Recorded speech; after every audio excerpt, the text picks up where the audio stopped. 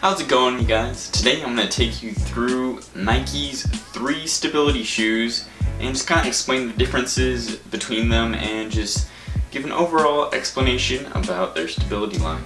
So let's start with the Lunar Glide. The stability elements on this shoe include a hardened heel counter, a wider mid-foot base to provide a more stable platform, and a thicker wedge to prevent from rolling in as easily. So while the Lunarglide foam in the shoe is nice and light and bouncy, it compacts really easily and the shoe itself doesn't last very long. The same goes for the laser cut outsole. It doesn't last very long, although it does add a nice responsiveness. Lunar Glide is great for people who need just a touch of stability, not a ton. And it's also great for shorter and recovery runs. And that's what I'd use the Lunar Glide for. Let's move on to the Nike structure. Stability elements of this shoe start with the upper with the dynamic fit kind of cage here to really lock in your midfoot so it's not going anywhere.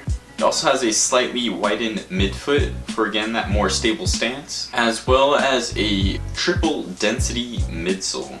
This means that there's a denser wedge material near the heel that's going to be really supportive, and then it transitions into a slightly lesser dense one on the inside half of the shoe, and then on the outer half it's going to be softer.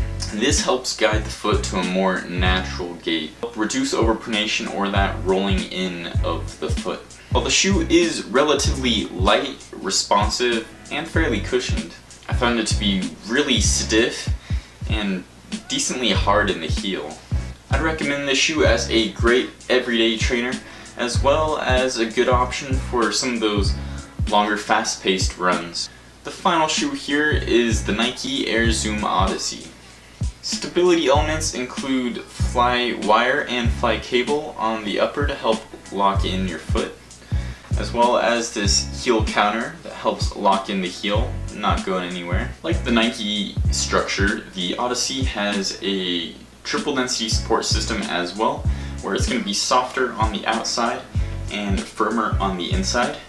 But the Odyssey uses this bridge-like structure all the way throughout, and that makes sure that the shoe still has great support, but it's also more flexible, which I really like. You still get that great high support, but without the stiffness of the structure.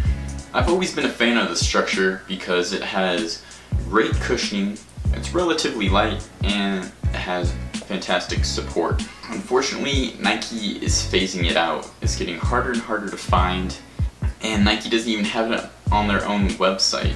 It's been about a year and a half since the Odyssey 2 came out, and I don't think there's going to be an Odyssey 3, unfortunately. The Odyssey is a great everyday trainer, and especially for those long runs where you need more cushion and more support, I definitely recommend this model. So those were Nike's 3 high-end support shoes that I'd recommend for any overpronator. The Odyssey has always been one of my favorites, but you can't go wrong with the structure. It's a great deal for what it costs and all the features it packs. But if you do want to learn more about these shoes individually, definitely check out my full reviews of them. I'll leave those linked down below, and subscribe for more videos coming soon. As always, keep on running.